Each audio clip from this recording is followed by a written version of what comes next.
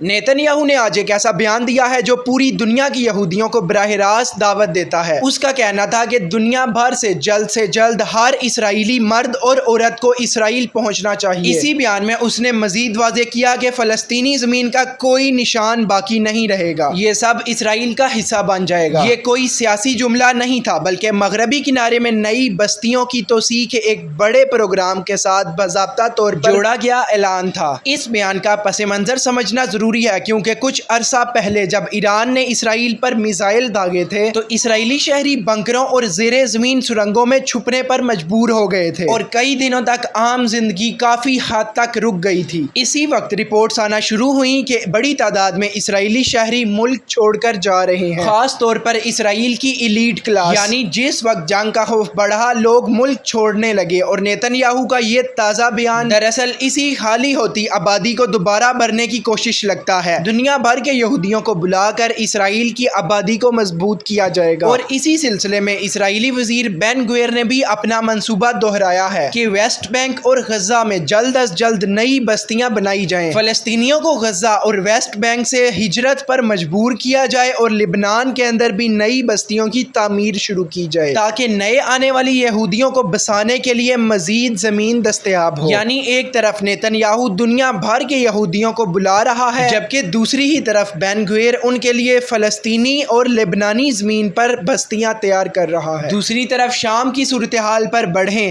تو یہودی صحیفوں میں ایک پرانی پیشن گوئی کے مطابق اسرائیل کے شمال کی طرف سے ایک بڑا اتحاد اسرائیل پر حملہ کرے گا۔ اسرائیلی ربیوں کے مطابق یہی وہ آخری بڑی جنگ ہوگی جس میں اسرائیل کی حفاظت کی جائے گی۔ اور دلچسپ بات یہ بھی ہے کہ یہ حملہ شمال کی سمت سے متوقع بتایا جاتا ہے، بالکل اسی سمت میں جہاں آج ترکی اور شام کھڑے ہیں۔ اور یہی وہ ہرمون کا علاقہ ہے جو شام کے نزدیک ہے، جسے اسرائیل اپنی مذہبی روایات میں نہایت اہم سمجھتا ہے، اور اسی جگہ اسرائیل اپنی فوجی موجودگی کو مسلسل مضبوط کر رہا ہے۔ تو ناظرین، یہ تھی تمام ڈیولپمنٹ۔ جیو پولیٹیکل اینگلز کو آسانی سے سمجھنے اور اپ ڈیٹڈ انفارمیشن کے لیے ہمارے چینل کو سبسکرائب کریں اور ویڈیو کو لائک کریں۔